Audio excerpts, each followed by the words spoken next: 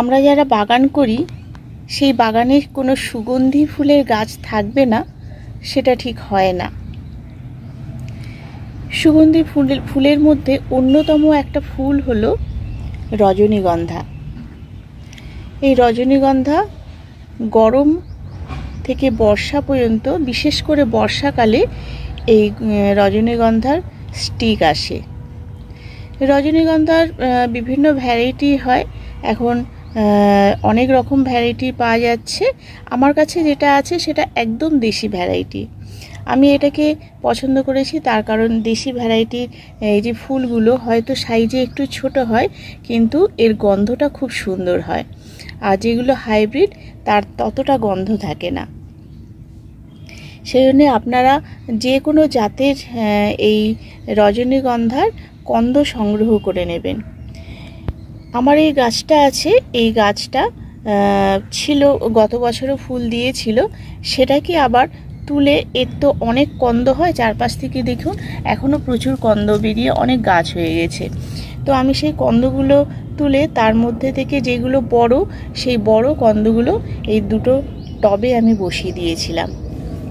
আজকে আপনাদের সামনে দেখাবো এই জুন মাসের মাঝামাঝি সময় এই গাছের কি পরিচর্যা করতে হবে, করলে এই রজনীগন্ধা ফুল গাছটা থেকে অনেকগুলো স্টিক হতে পারে, সেই ধরনের কিছু পরিচর্যা আপনাদের সামনে তুলে ধরব। নমস্কার, আমি সোনালি, গ্রিন থাম চ্যানেলে আপনাদের সকলকে স্বাগত।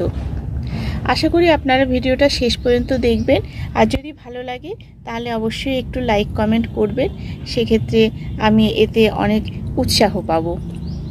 তাহলে চলুন দেখে নিই এই সময় রজনীগন্ধা গাছে কি পরিচর্যা করতে হবে। বর্ষাকাল আসছে, বর্ষাকালে বেশি ফুল পেতে এই গাছে প্রথমে করতে হবে, এর মধ্যে প্রচুর আগাছা জন্মায়, কারণ এর মধ্যে বেশ কয়েকবার বৃষ্টি হয়েছে। আর বৃষ্টি হলেই আমরা যেহেতু বেশিরভাগই অর্গানিকভাবে চাষ করি, তাই অর্গানিকভাবে যে আমরা জৈব সারগুলো দিই সেক্ষেত্রে কিন্তু অনেক আগাছা জন্মায়, তাই এই আগাছাগুলোকে প্রথমে তুলে দিতে হবে। আর এখানে দেখা যাচ্ছে একটা দোপাটি গাছ আছে, এই দোপাটি ফুলের গাছটাকে আমি নষ্ট করব না, এটাকে পরে আমি তুলে দেব। এবার আমি এতে খাবার দেব। কি খাবার দেব না, আমি যে মিক্স সারটা বানাই, মিক্স সারের মধ্যে আছে ভার্মি কম্পোস্ট আর সর্ষে খোল, বাদাম খোল, নিম খোল, হাড় গুঁড়ো, শিংকুচি, জিয়ার দানা, এই কটা জিনিস দিয়ে যে মিক্স সার বানাই, সেই মিক্স সারটা আমি এতটা পরিমাণ মিক্স সার আমি গাছে দিয়ে দেব। এই মিক্স সার দিলে কিন্তু এর থেকে ফুল আসবে না, যেহেতু আমার অনেক দিন এই সারটা দেয়া হয়নি, সেহেতু আমি এতে একটু মিক্স সার প্রথমে দিয়ে দিই। ভালো করে মিক্স সারটা দেওয়ার পর একটু মাটির উপরে দিয়ে বা মাটিগুলো খুঁড়ে দিতে হবে।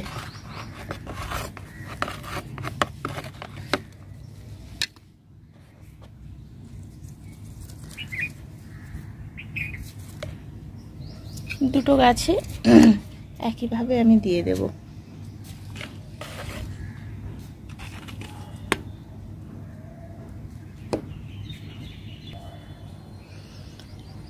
এই খাবারটা দেওয়ার পর এর যে আসল খাবার ফুল আসার জন্যে, তার সাথে আরও দুটো খাবার মেশাতে হবে।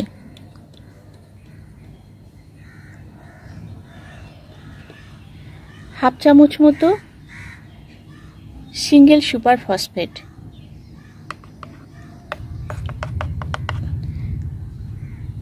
টব অনুযায়ী গাছে কতটা মাটি আছে সেই অনুযায়ী এগুলো সারগুলো দিতে হবে। আমার এটা 10 ইঞ্চি টব আছে, সেই জন্য হাফ চামচ মতো আমি দিয়ে দিচ্ছি।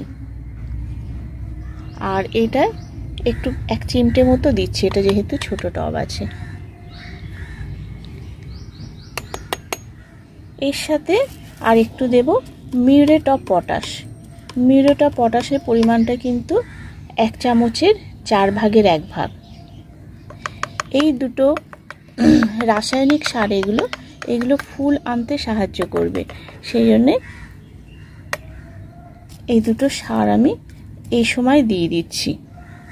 দেখা যাবে ঠিক দিন 15 পর কিন্তু এই গাছে মোটামুটি স্টিক চলে আসবে। এবার আমি গাছে জল দিয়ে দেব।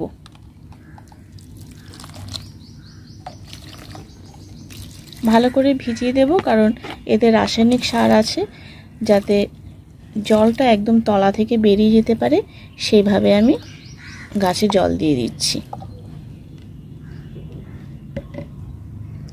এই হলো জুনের মাঝামাঝি সময় ফুল আনার জন্যে এই গাছে এর পরিচর্যা, এই গাছের এই খাবার দাবার। আমি যে দুটো সার আমি গাছে এখন প্রয়োগ করলাম সেই দুটো তো দিতেই হবে। এছাড়া আমরা এই গাছে মাঝে মধ্যে কিছু ফার্টিলাইজার স্প্রে করে দিতে পারি। এমনিতে আমরা সর্ষের খোলের জল কিংবা বাদাম খোলের জল গরমকালে দিয়েছি, একদম পাতলা করে এই গাছের মাটিতে দিয়েছি। এছাড়া যেটা দিতে হবে সেটা হচ্ছে 05234। এইটা 1 গ্রাম 1 লিটার জলে গাছে স্প্রে করে দিতে হবে। এক সপ্তাহে একবার, আর পরের সপ্তাহে 0050 এটাকে স্প্রে করে দিতে হবে। তাহলে গাছের গ্রোথটাও যেমন ভালো হবে, শিকড়টাও যেমন ভালো থাকবে, তেমনি কিন্তু ফুল আসতেও সাহায্য করবে। এবার আসি এর রোগ পোকার কথা। রজনীগন্ধা গাছে যে রোগ পোকা খুব একটা হয় তেমন কিন্তু নয়, তবে অবশ্যই অন্যান্য গাছ যেহেতু আমাদের এখানটায় আছে সেহেতু হতেই পারে। সেই জন্যে মাঝে মধ্যে এই গাছে, মাঝে মধ্যে বলতে সপ্তাহে একবার করে আমি নিম অয়েল স্প্রে করে দিই। সেই নিম অয়েল দিলে যদি রেগুলার বেসিসে আমি দিতে পারি তাহলে ভালো, আর তার সঙ্গে কাকা কিংবা অল্টারনেট হিসেবে কনফিডার দেওয়া যেতে পারে। আর যদি এইভাবে মানে ফাঙ্গিসাইড পেস্টিসাইড দেওয়ার পরেও যদি কোনো রকমের কোনো পোকামাকড় উৎপাত হয় তাহলে কিন্তু অন্য কোনো ওষুধের আশ্রয় নিতে হবে। যেমন ধরুন ইন্ডোফিল বা ম্যানকোজেব করতে যে কোনো ওষুধ এই গাছে বিকেলবেলা সূর্য ডুববে এরকম সময় স্প্রে করে দিতে হবে। এই হলো এর পরিচর্যা। আর জল কিন্তু এই গাছে খুব একটা লাগে না, মানে সব সময় একদম স্যাঁতস্যাঁতে করে রাখার দরকার নেই। এই গাছে মোটামুটি গরমের সময় ভালো করে একবার ভিজিয়ে দিলেই হবে। আর যদি দেখা যায় মাটি একদম শুকিয়ে গেছে সেক্ষেত্রে আমরা দিতে পারি। রজনীগন্ধা গাছের ফুল আসার জন্য সব থেকে এই যে খাবার টাবার দিলাম, এরপরেও আর একটা কথা বলবো, এগুলো হচ্ছে একদম প্রখর রোদের গাছ। এই গাছ যদি কোনোভাবে আমরা ছায়াতে রাখি তাহলে কিন্তু ফুল আসবে না। আপনারা অনেকেই বলেন যে গাছ হয়ে যাচ্ছে, প্রচুর গাছ হচ্ছে, কিন্তু গাছে ফুল আসছে না কেন, স্টিক আসছে না কেন?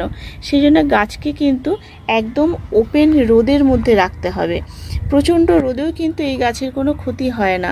যত রোদে থাকবে তত এই খাবারের সাথে সাথে রোদটাও দরকার ফুল আনার জন্যে। রজনীগন্ধা গাছ বাল্ব থেকে হয়। এই বাল্ব মোটামুটি মার্চ মাসের দিকে আমি তুলে প্রতিস্থাপন করেছিলাম। আপনারা বাজার থেকে এই বাল্ব কিনে আনবেন যখন, একসাথে অনেকগুলো বাল্ব দেখবেন থাকে, তো সেই বাল্বের মধ্যে যেটা আর কি সব থেকে বড় বাল্ব, সেই বাল্বটাকে নেবেন আর বাকি বাল্বগুলো ছাড়িয়ে রেখে দেবেন। সেগুলো থেকেও হবে, কিন্তু সেগুলো আলাদা জায়গায় দেবেন, একসাথে বেশি বাল্ব না দেওয়াই ভালো। তো সেই যে ছোট বাল্বগুলো আপনারা ছাড়িয়ে নিচ্ছেন সেগুলো অন্য জায়গায় দেবেন, সেগুলো আর সেই বছরে ফুল আসবে না। একমাত্র বড় বাল্ব থেকেই কিন্তু এই বছর মার্চে এপ্রিলে বসালে তো সেই বাল্ব থেকেই ফুল হবে। আর বড় বাল্ব এরকম একটা টবে 2টো করে লাগিয়ে দিলেই হবে যথেষ্ট। এরকম টবেও 2টো লাগাতে পারেন। এর থেকে প্রচুর চারা গাছের জন্ম হয়, দেখুন আশেপাশে হয়েছে প্রচুর চারা এরকম। তো এই চারাগুলোকে আপনারা আবার পরের বছর তুলে আবার অন্যান্য জায়গায় দিতে পারেন। এইভাবে আর কি রজনীগন্ধার গাছের আর কি আপনারা বংশ বিস্তার করে নিতে পারেন। তাহলে বন্ধুরা, আজকে রজনীগন্ধা গাছের এই হলো সংক্ষেপে পরিচর্যার বিষয়। এই সময় জুন মাসে দাঁড়িয়ে আপনারা কিভাবে পরিচর্যা করবেন। আর সারা বছর পরিচর্যা বা এই রজনীগন্ধার প্রতিস্থাপন আমার চ্যানেলে দেয়া আছে, আপনারা দেখে নিতে পারেন। আজকে মোটামুটি এই হলো আমার রজনীগন্ধার সম্পর্কে বলার। ছোট্ট করে একটা ভিডিও করে দিলাম। আপনারা যারা এতক্ষণ আমার সঙ্গে ছিলেন তাদেরকে অসংখ্য ধন্যবাদ। আর যারা পছন্দ করলেন আমার ভিডিওটা, তারা অবশ্যই একটু লাইক কমেন্ট করবেন, তাহলে আমি উৎসাহ পাবো। আজকে এ পর্যন্তই, দেখা হবে পরবর্তী ভিডিওতে। আজ এখানেই আমি শেষ করছি আমার ভিডিও। নমস্কার।